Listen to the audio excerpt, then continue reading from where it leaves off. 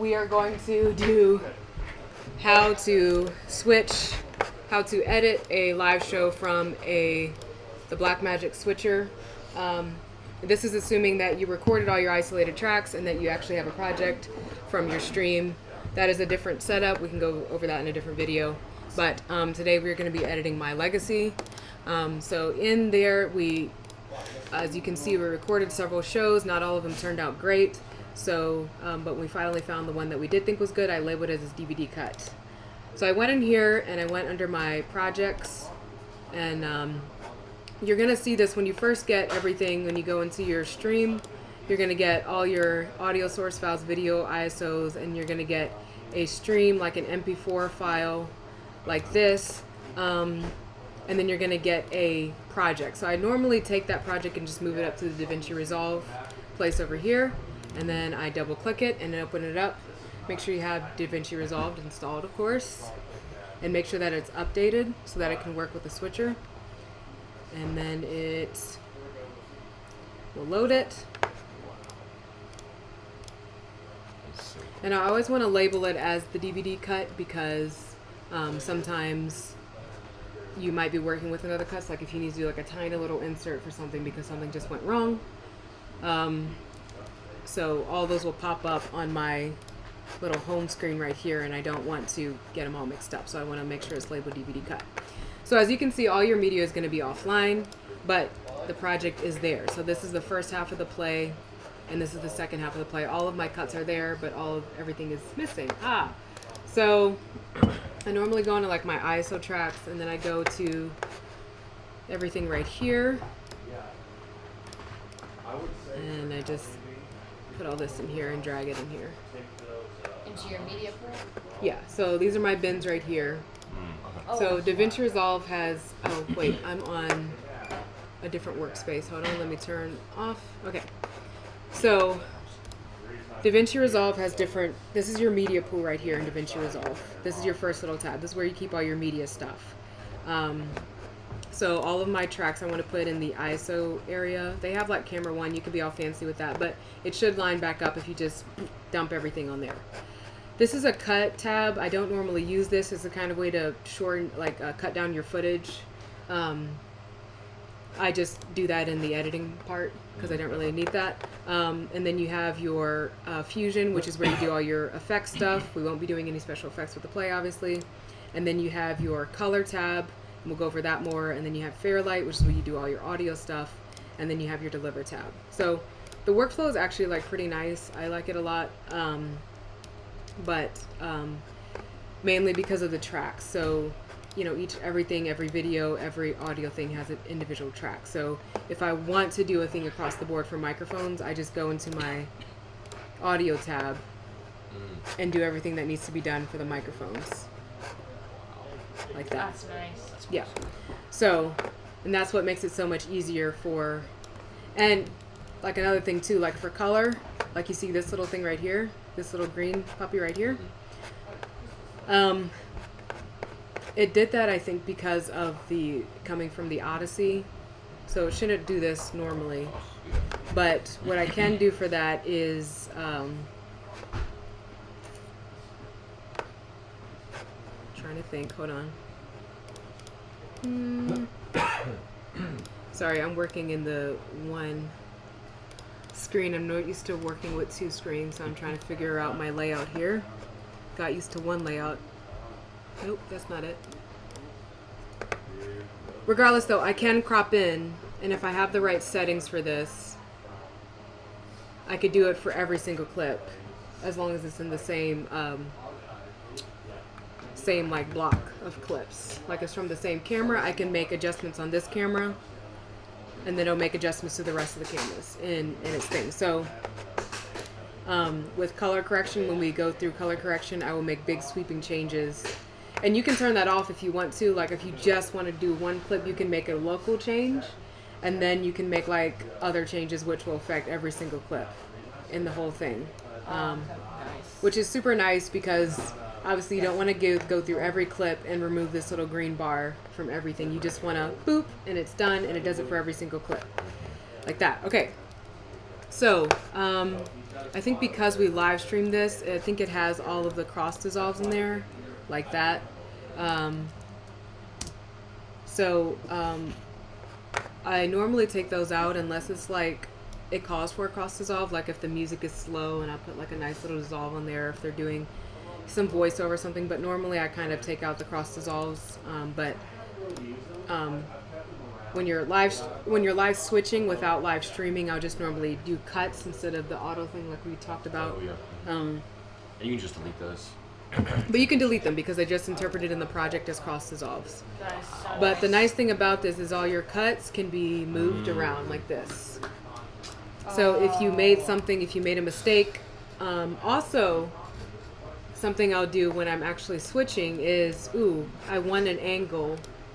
I want this other angle over here, but I don't want it like right now. I'll still maybe switch to it, so that because I know in post I can just switch it over, you know. So if somebody did do something that was really cool, I'll switch to that angle, and then in post, I'll move that angle back Because you know that you're going to edit. because I know that I'm going to edit that part in later on, like that. So Wow. that's what helps with switching and doing it at the time. The only thing is, like, if you completely wanted to change the angle, what I'll do normally, it's not like you can just like go back in like with the multicam and press 1, 2, and 3. Like the cameras are already baked in there. You can move when they were cut, but you can't necessarily change an angle from there. So sometimes what I will do is take this little block like this, copy and paste, put it over there, and once it's all lined up like that, lined up exactly, I don't know if that's lined up exactly, but you know, you can zoom in and make sure it's lined up exactly. Okay, that's lined up exactly. If I wanted to, I can move it around, you know, and now I have a different angle for this part, like that. So that's what I do if I like want to completely change the angle. If I don't, so on for that. So some drawbacks about this is with Davinci is the audio, it doesn't always quite match up. Sorry, the waveforms are not quite, it's like either like 2 or 3 frames off a little bit. So I need to see I'm kind of blind without my audio waves. It's really annoying. So sometimes you have to go back in and like move it 1, 2, 3, 1, 2, 3, a couple of frames, either forward or back. I'm not quite sure. You're just holding down. But looking What do you at push? like your close up, this little guy right here, Okay. right here, Okay. we'll move it a frame. Okay. So sometimes I have to look at the close up and do some, I won't take the time here, but I'll look up a close up and I will do the audio there. Okay. So also when I go into these tracks, I can label it. So this is stream audio, okay? And then I will usually go back to my media pool. I'll make a new bin. So I'll go to my master over here. I'll make a new bin and then I'll do audio. Sometimes I do graphics, stuff like that. So audio, I'll go back in and to my audio over here and I'll get the microphones. So I've already labeled them first half, second half, or we'll just do the first half since I already labeled them. Like that. So then the microphones are here. I'll go back, match it up. Once I've synced up this audio here, that's kind of like my master. And then I go back in and sync up the mics, and then I make a new track and label it mics. So I'll go in, for my media pool. So much easier to do with 2 screens. Trying to think of how to do this. Okay, so audio, hold on, media pool. So I go up here, my media pool, and do first half. And now I can label this microphones. Ooh, it's nice that you can just Like do that that. on the side. Yeah. Yeah. And then if like I need to, you can solo it, you can mute it. You can also link these so that they never, if anything gets out of sync, you can see how many frames it's off. That's nice. Okay. So I will unlink them for right now because they are not in sync. Because I haven't synced them yet, but that's how we do it. And then if I need anything additional like music, I'll pull that in there and I'll just make a new track. And that way when I go over to Fairlight, I can look at my microphone thing and I can make adjustments from there. So you can see from here, my stream, microphones, I can make large adjustments and boom, it does it on the whole track. Even if I make cuts, like, you know, if I make a giant, you know, cut right here and move this down over here, it will still affect the whole track. Another drawback is that I can't just make like big sweeping cuts, like I have to highlight everything and then do Command B. Whereas in Final Cut, you could just do like Shift Command B and it cuts all of your tracks down on a single point. You have to select it all and do that. So that's the thing that I've complained to Blackmagic about, and hopefully they'll change it.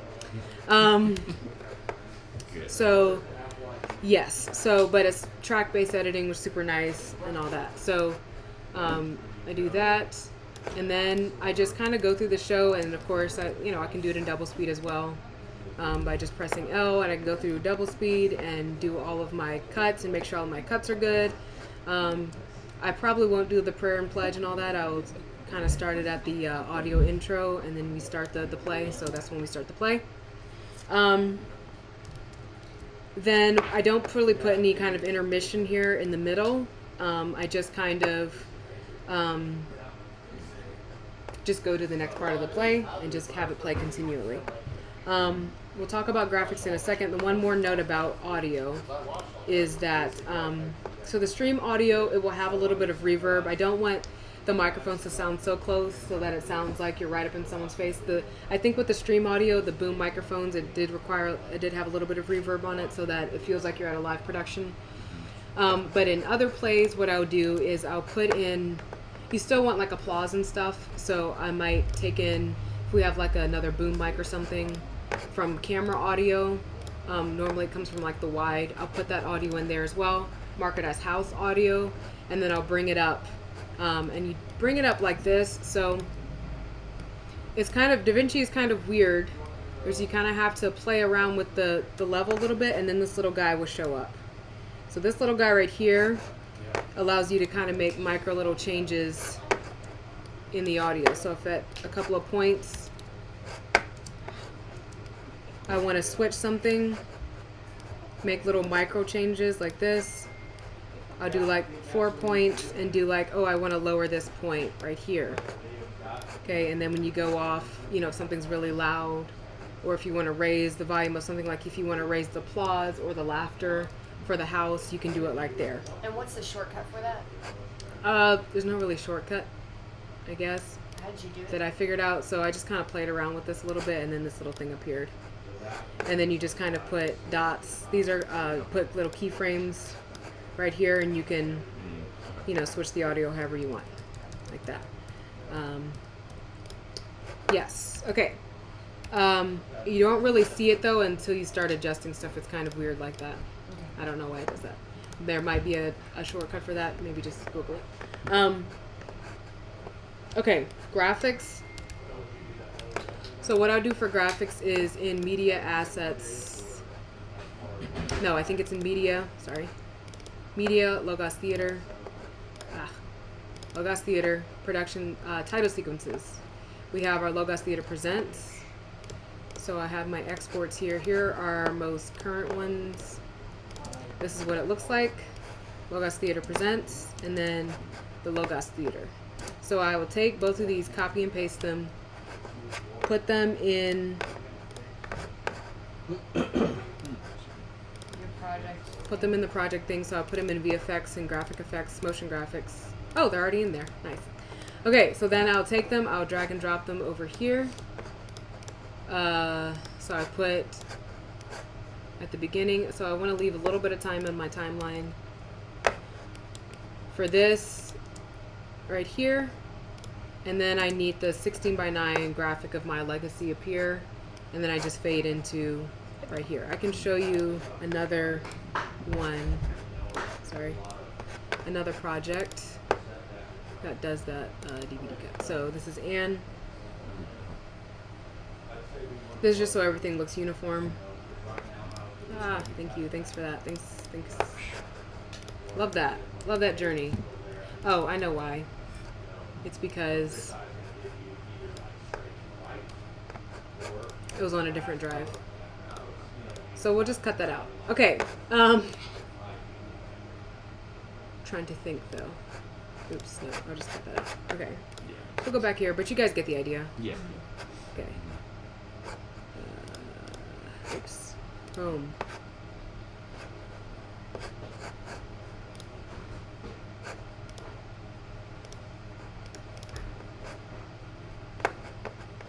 7 p.m. live stream on the top. No, that's Night with Nikki.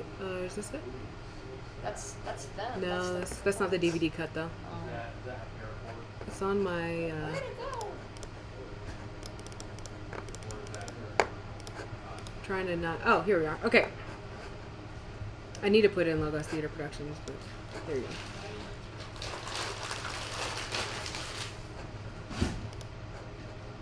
This is my legacy. Okay. Yeah. Okay, here we go. We can cut that out. Okay, so let me just do a fake. Let me go into my legacy DVD cut project media. Maybe it's in my images. Ah, nice. Here we go. Okay, graphics. I did do the work, I just forgot, okay? So then you put in here, so presents, and then you can do like a cross dissolve, so you have your effects, video transition, cross dissolve, like that, and then I'll put a little bit of a, it says dynamic zoom, it's not like the Ken Burns like on Final Cut, but it's a dynamic zoom. Like that, and then I'm gonna select everything. This is a hard thing about the non-magnetic timeline is that When the danger stays in one spot, you have to move exactly it around. you gotta move it around, yeah. So then I put another cross dissolve and do that. Okay, and then I want to cut all this prayer and pledge out. So I'm gonna do this right here. I'm gonna do Command B. I'm gonna select everything right here and do Shift Delete, and then that'll move everything without, because if I just did delete, It stays there. it would just stay there, but this kind of helps me cheat the non-magnetic timeline. Yeah, and that's just a key command you need to learn for just editing in Final Cut in general. I'm sorry, Davinci in general. So it's there. I think it's still going on the Safety and the safety of our performers. Please refrain from using any flash photography during performance and keep the aisles clear, as they will be used during production. Please visit our gift shop in the... okay. And now, the Academy of Arts proudly presents The Legacy of Jim and Elizabeth Elliott. Okay, so that's when I will cut in, and I'll shift that. So that's where I want to go in. Okay, great. And then at the end of the show, I'm going to go back to my media pool. You do this, so the credits will roll, The Logos Theater. and you'll do the Logos Theater, like that. Okay, so as far as the other bad thing about Davinci Resolve. Sorry, can I talk to you about 10 minutes? Yes. Okay. The other bad thing about Davinci Resolve is that they don't have a good credits thing. So I normally have to like go into Final Cut and do the credits. So I normally just do those.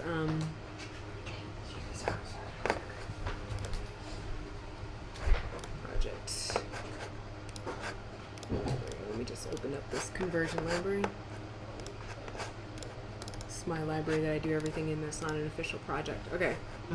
But like I'll make a new project. I'll do my legacy credits like this, and I'll do these credits right here, the scrolling credits that are these ones right here. So it's just cast, and then I get the names from the playbill. If you might probably usually be able to find them on the NAS, because if the like playbill will be in like an InDesign, so you can usually get them digitally. If not, you can just grab a playbill. And then I'll do a couple of isolated credits. Make sure they're the faded ones.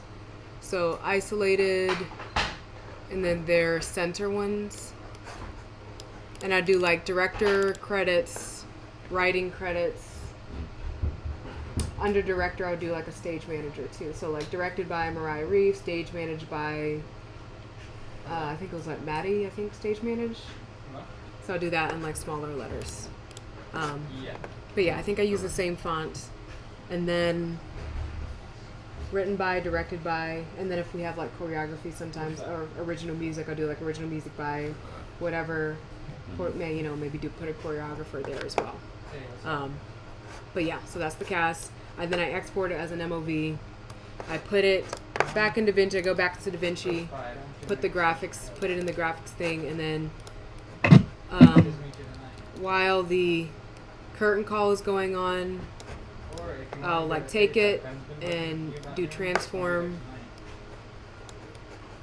and I'll make it like into a separate box, put the credits over here, and then by the time the credits are done, I should be able to, I'll just make a split, and then I'll reset it back to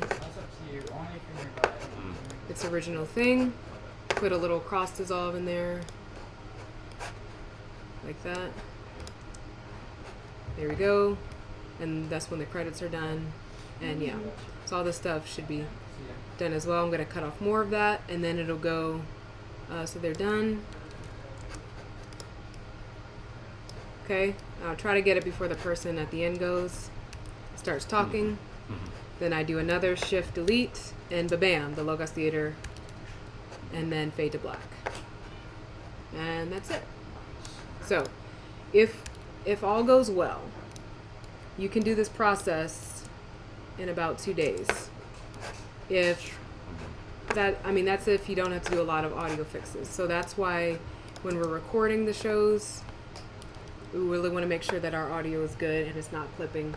Because if the audio is clipping in the stream, then you're going to have to salvage it from what you recorded up in the booth and then all your external other sources. Okay, so that's why if whoever's on the headphones with the stream, just know if they don't do their job right, it's going to cost us a couple of days. So that's how important that job is, and I'm realizing that more as we go through stuff. So really monitoring the sound is super important, probably even more than actually doing the switch. Yeah.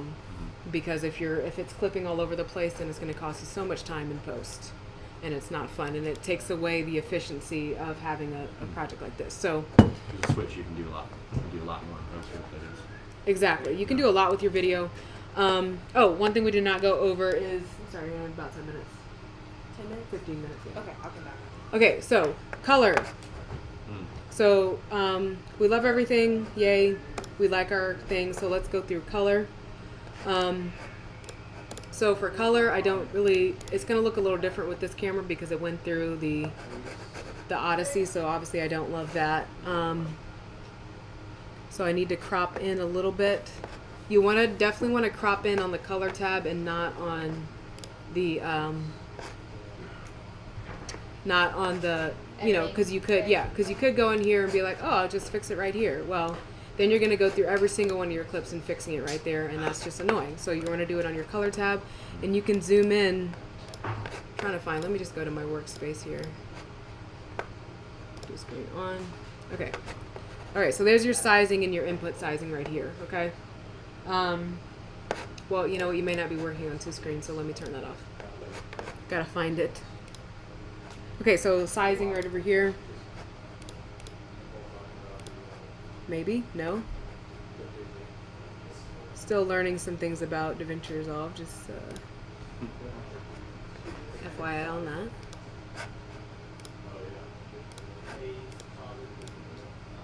Just looking through my things here.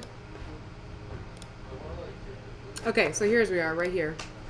So if you have that little green line right there, I just go in a little bit. I don't normally move these guys because they do too much, so I go in right here and make little tiny changes like that. Minuscule changes. And look, I did it for this right here. Because you can see, if you're wondering if your thing is on, sometimes just go on color boost. And look, it did that to everyone right there.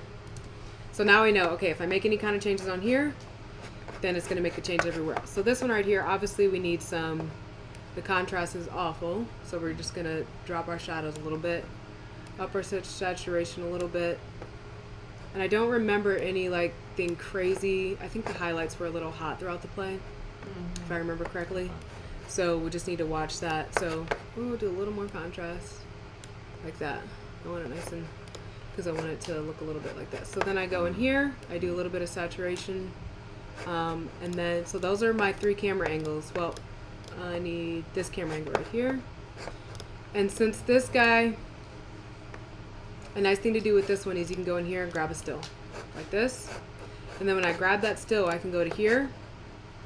Actually, I want to go in and lower my highlights just a little bit because they're a little hot. And you especially see it when the dudes are in their t-shirts. So, let me delete this. Layering. Delete. Okay, so I can take in, grab a still, and that way when I go to this angle, which is pretty similar to this angle, I can go in, apply grade, and bam. Same, they have the same grade. Okay. And then everything else should be applied to this one. And then if I need to go in and make like a specific grade, say like right here, if I don't love that, so whenever she's in the attic, I can go in and make like a, I can make a local grade. And I do that by, hold on, I'm trying to remember. Let me do a new node. So I'm gonna add a node, add serial. There's just a little extra one. And then, like nodes are like little individual changes. So sometimes you make like your all big changes. Like I want all of it to have nice contrast. I want all of it to have nice saturation. I want all of it to not have the green at the top. So you can make those like general things. But then if you have specific ones to each clip, you can go in and, I mean, it's not terrible, honestly. I don't know if I want to, but, so I think I go in and I think with color, I can make a grade version. So nodes, apply grade, original memory. Just trying to remember.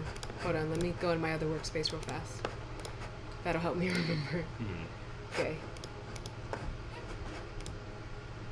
Okay, so here it is. Okay, so what I'll do is I'll right click it and then I'll do a remote version, local version, remote version, and do a create new version. And then I'll do like, I don't know, attic or something. And that way if I make a crazy change, like here, it'll only affect this one. And that's a new node that you just made? Yeah, a little new node. You don't have to do a new node. But the important thing is that when you right click it, you're like, I'm making a new version.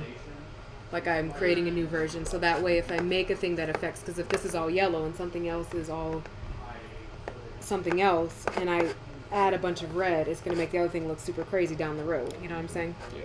So, I mean, with the specific lighting things, it's like if something is all red to denote danger in a play, we don't have to go back in and color correct it and put out a bunch of green. Like it can stay red.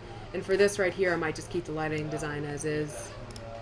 If something's like crazy off because we did something wrong in camera, it's just, there's so many different color temperatures in a play, and it's just, we're not here to completely change things and reinvent the wheel.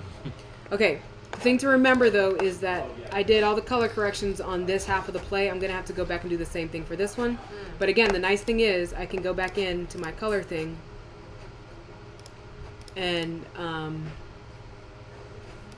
you know, grab a still like that, so that when I go to my next half of the play and color correct, I can just bam, apply the grade that I've already done. So I can go back in, apply grade, bam, it's done.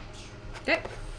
And then for delivery, I go in, so my legacy DVD cuts, I will put it in, my legacy DVD cut, exports, finals, okay? And then, so I save that location, QuickTime. I do want it in ProRes, so make sure it's in QuickTime. It's gonna be in 24 frames per second because that's how it's in. It's not 23.978. And then add that to render queue, and then it'll go to compressor from there. We have a separate video for compressor. Yes. But that's how it's we done. Got that made. So what we need from each DVD is an MOV cut, like the whole thing, which would be probably about like 200 gigs, which is less than the, if you had all the raws. Okay, we have that whole MOV cut. We have a DVD cut, and then we have a cut of the wide for reference. The DVD cut, it can just be an MP4, and it can be in 720p. Like that's fine. You could put it in 720. 24 frames, and do that. That's just for a wide reference cut. Those are the 3 exports that we want from each play, and when we have those things, we can delete the raws. I can delete the other. I can delete the other recordings that we had, and yeah, and that'll save us on space, so that instead of every production being 1.4 terabytes, it can be like 500 gigs maybe, so we can cut it down to there. And that is it. Any questions? I just need to get used to that whole like creating a node thing. I'll just have to get in there and 'Cause start the playing with still- it and then go back and watch video. It's like, wait a second. So yeah, it's just going What's in, the purpose of making this still? grab a still. It's basically, it's like I gotta copy and run. pasting everything. Copy that. But the And then- still I'll be watching the video. captures the grade for the entire section, like Yeah, so for this camera angle, yes. for that camera. Yeah, so for this angle, I now have a specific grade for it. Well, I don't know if it's doing it on this one. I think I did something wrong because I'm just going fast. But okay, so for this cut right here, I don't want that. Reset that. Are you still speaking? Yeah. Like I'm looking at the grade here. You see all those things right here? Yeah. Yeah. What was the question? Just I was wondering why you needed to create a still. Because in the Yeah, the other creating one, you a kinda still- just made a node. Like Okay, so creating a still is basically like copy and pasting whatever is done here. It's like putting it on your clipboard. But you know, when you copy and paste something, the idea of a copy and paste is that you copy and then you paste it right away. The idea of this is copying it for later use so that you can make multiple copies and then paste them later on. So the reason you make a still, because I could go and maybe copy this and then paste it somewhere else. like is that a clip? Is this still a clip or just like an actual literal picture? The clip is just a representation of the grade. Oh, okay. Yeah. Okay. That's So what I was it confused has about. it's like a still with all of the grading applied to it. Okay. And that So- way I can compare the still and be like, ooh, this still looks similar to this other still. I can apply the same grade to it. So I can go over Nice. it and just apply the grade. And ba-bam. Versus going in and being like, wait, was that 41.5? Oh, my word, no. You don't want to do that. You just want to copy and paste. Because Kind of like with Lightroom Yeah. previous. the point, Level so the previous. point of doing this like this, and that's why we're not like perfecting all the white balance and everything, is as fast as we can and get it out as quickly as we can. Yes. And doing it in 2 days, and it's batch editing, so just boom. Yeah, everything like that. Gotcha. Mm. Nice. Okay. Any other So questions? Display, like explaining that really did help Okay, good. my purpose of that. There are probably other things, but I can check back through the video Mhm. and be like, hey, what's this? The fastest way to learn too is if you do have a question on something, key commands, anything, is while you're there, you just take the time to look it up, to Google it, and then it'll be further cemented. Like I could go through everything and go through a whole tutorial, but the fastest way to learn sometimes is just to look it up on your own, and that way you've practiced it, you've learned it right there, and I'd rather you take the time, and it take a longer time to edit something, but you Get learn the it. program versus you Every You know, time have to rely every on time someone have to rely on else's something questions. else. But this tutorial will be posted and be accessible to everyone, and I'll put it up online and everything like that. Bless you. Thank you Okay. so much. All right. That Very, is very it. cool.